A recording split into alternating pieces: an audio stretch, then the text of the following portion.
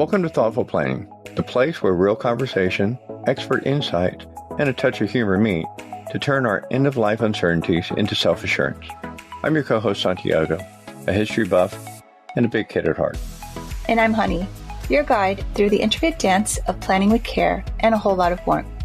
Every week, we're here to turn those intimidating "are we ready" moments into confident "everything is under control" moments. Today's journey is one you won't want to miss.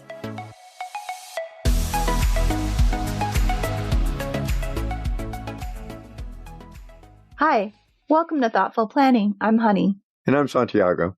Today we're going to have a conversation, about having a conversation. All right. We've been pondering when and how to have a conversation about the planning that we're undergoing. And the essential question I want everybody to think about today is, when is the right time to have a talk about your end-of-life wishes?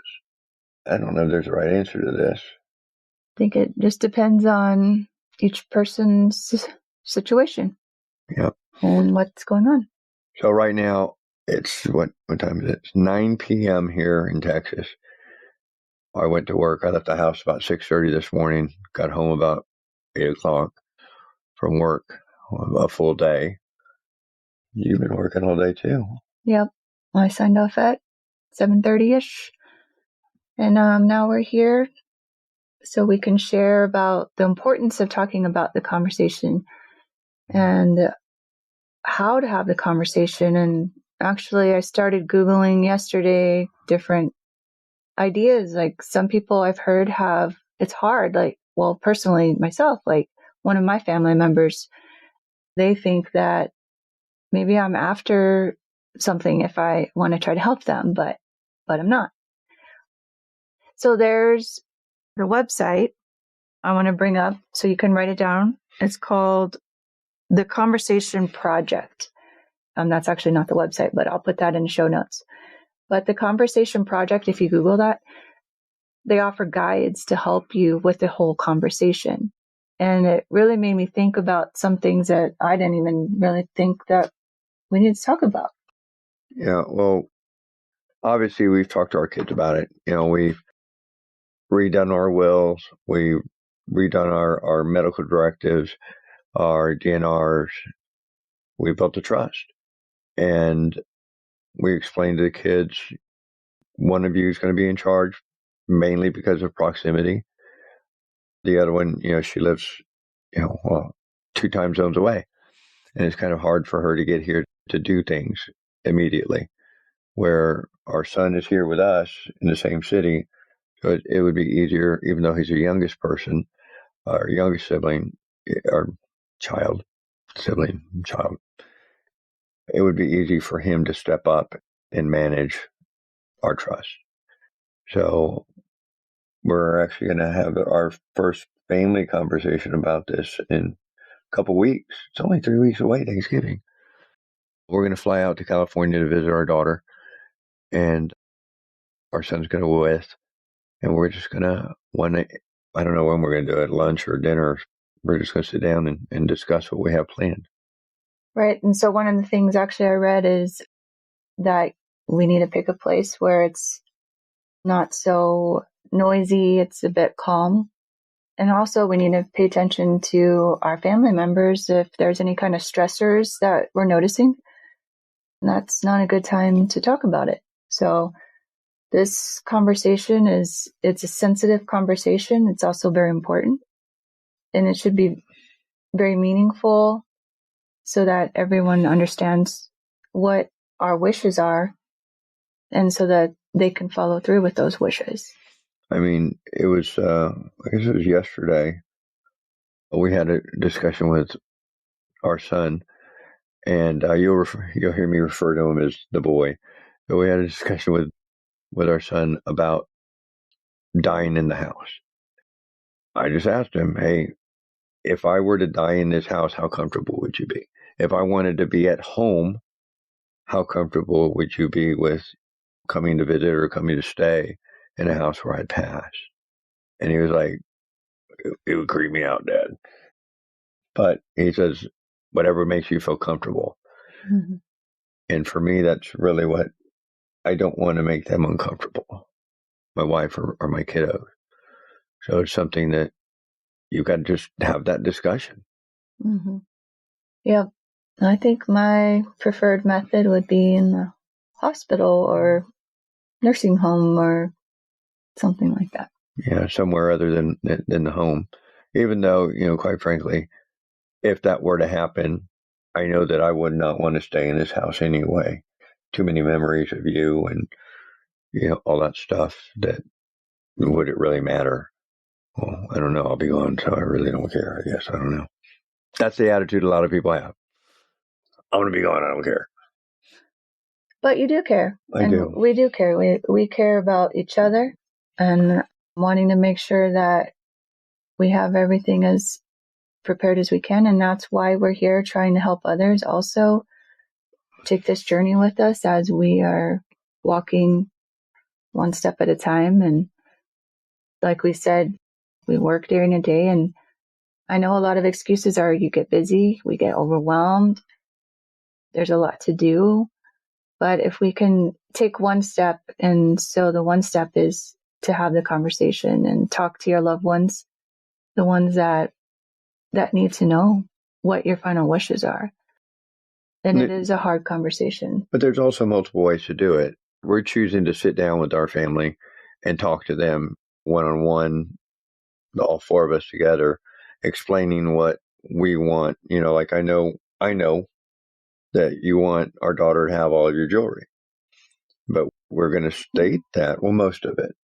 So we say, hey, look, and then look behind me, I guess who's going to get most of this stuff? It's the kid that plays Pokemon and drug me into it, and has gone to nationals and aspires to catch them all.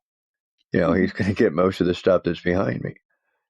So So for the listeners at home, what's behind you are? What's behind me? That's collections from when I was a kid, and my son. Actually, funny story, just really quick.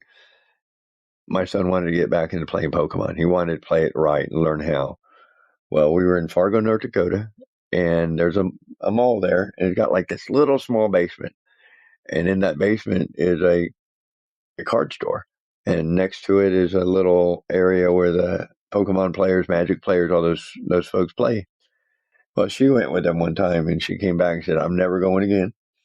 Those guys creep me out. It's your job. You're going to go. And I was in a job at the time. I was working as a professor of military science at North Dakota State, that I could do that. So I went with the son, and we played. And there's this guy named Josh who became a good friend of ours, and showed me how to play Pokemon. And here we are, how many years later? 14 years later. All those binders behind me, they're full of Pokemon cards. The binders below those are full of Pokemon cards. Back there's Pokemon cards. They're everywhere. Mm-hmm. But here in December, my son and I were going to play in the Texas regionals, and that's something we enjoy. And we've grown closer through this card game. And it's something that he enjoys. I know he enjoys. And it's something that my daughter knows he enjoys. So when I leave, they know who's getting what. And then we got my other toys from when I was a kid behind her. I'm just a big kid at heart. She said it earlier. Yep. Yes. So going back to planning and having a conversation, just making sure that you take the time, make the time, and start thinking about this stuff, and making a plan to have that conversation with your loved ones. And you can do what we're doing now, having a conversation, videotaping it, and leaving it for your loved ones. If you're not comfortable talking to them because you're going to get emotional, or you think they might get emotional about the subject, say, hey, look, these are my wishes. These are my words. I'm not being manipulated. I'm not being coerced. This is me. And this is something I want to share. Yep. And I want to say, so in July of 2016, Santiago here, he was diagnosed with throat cancer, and it was stage 4B. And a diagnosis like that means everything happens like so fast, everything. So there's biopsies, there's surgeries, there's ports that, that need to get installed, and there's all kinds of things, and it just happens so fast. And while that's happening so fast, I also have to manage the home. So I have to drive him to the appointments and make sure he gets there, and I would take him to work and pick him up. And all of these things take time, which means you don't have that extra time to talk about what we're talking about right now. So I was working full time. I had my own business at that time, and it was a lot. I mean, but we had more than that going on. I mean, literally, we had just moved into this home. I mean, literally, yes. I was going to my pre-op for my biopsy the day our household goods were being delivered. I left her. I said, "Hey, sorry, this is the first time I've ever left you, and the whole area outside this door was just full of boxes, and it stayed that way for over a year. Because I couldn't even walk up the stairs. I mean, there was so much going on so quick. She had just started her own business, and luckily we had some great bosses that helped us out. But I mean, it was just like bam, bam, bam, bam, all this stuff piling on. It was overwhelming. Right. So after that took a while. Like, someone is fighting cancer, and then they get to that last chemo radiation, but then it's still like, because all the things that you already had to do are piling up. Like he just mentioned, we had just moved in here, so there was a house full of boxes. So we had to unpack the house, and everything kind of kept getting put on the back burner that was not important. And so all those things kept piling up. I'm saying all of this because right now, we don't know what happens tomorrow. None of us are promised tomorrow or even the next 5 minutes from now.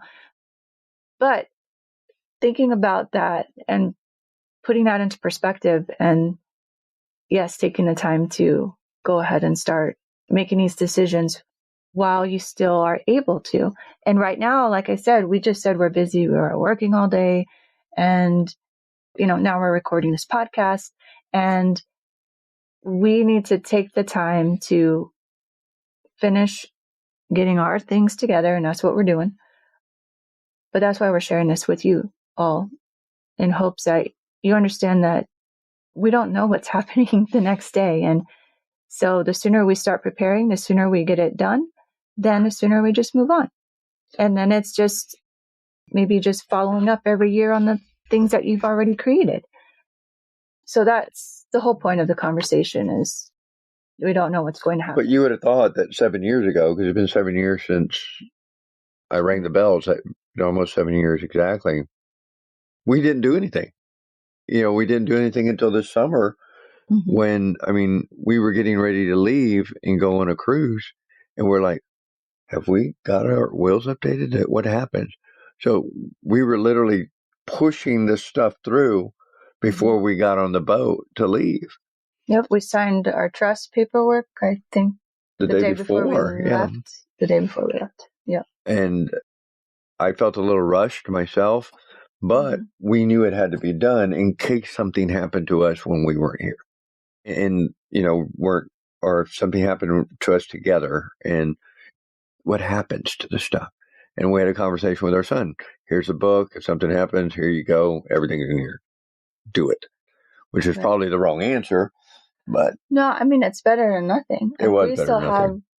There's a lot actually that needs to get done, as I've started to learn more about this and try to think through what does it look like. So we all have phones, and we all have passwords to all these things now. And what are those? How will they access those? So these are things that we're going to discuss in future episodes down the line. But yeah, she's had this crazy idea about me paying the bills. I don't know how to do that. Yes. It's true. This is, again, circling back to the essential question that you have, which is, when is the right time to have a talk about your end of life wishes? When's the right time that your grown children should have that talk with you? We've got, how old is Shelby going to be? 30 years old pretty soon. 29. Wow. I mean, we're almost going to have a kid that's in her 30s, and we haven't had this conversation with her. What does she want? And that's a hard conversation for a parent to have with a child, I think. Mm-hmm. But I feel like we would fail her if we didn't have the conversation and honor her wishes, whatever those might be. Yeah. So I would like to know what her wishes are, because I don't want her to, I want her to be honored in the way she would like to be honored. Yep. Me too. So I guess to close this thing out, we'll brief you on how it went when we get back off of our Thanksgiving trip to visit family in California. But I think that we've had talks with our kids before. I think that the younger, the better. I wish we would have done it before I got sick, when they were in college, starting off in college. That probably would have been the right time for us. But like you said, better late than never. Right. And actually, before we started recording the podcast, one thing I mentioned was, one reason why I want to have this podcast is to try to make this somewhat normal, like a conversation with family. I feel like if I grew up in an environment like that, where it was okay to talk about this stuff and it wasn't so scary sometimes, then maybe when our kids turned 18, I might have said, hey, you're 18, here's something you should think about. You have a bank account. You are responsible for that account. If something happens to you and the bills need to get paid, or if you have any bills, who's going to help you with those things? And I want others to know that it's okay to talk about these things. It's not like you're trying to, I feel like it's, for me, it's not that I'm trying to wish something on someone. I just want them to be the most prepared as possible and know what they want, and just have that sense of not being overwhelmed. Yeah. And I think that, just working where I work, in the area that I work, a lot of people aren't prepared. I see it every day. So I just we want to help. That's why we're here. Mm-hmm. Yeah. So thank you for listening and joining us. Yeah, our little ramble session, I guess. But take the time. Think about it. Yes. Take some notes. She's got much more notes than I have over there. And have a conversation. And it's a hard conversation at times. It could be. But approach it with caring and joy. And try not to make it awkward. It could be. Well, that's the point. We're trying to not make it awkward. I know. All right. Hey, thanks for listening to us. And we will see you soon. Bye. Bye. And just like the vibrant hues of a setting sun, we're wrapping up another episode of Thoughtful Planning. Every shared story and insight is a step closer to turning uncertainty into celebrations of preparedness. Absolutely.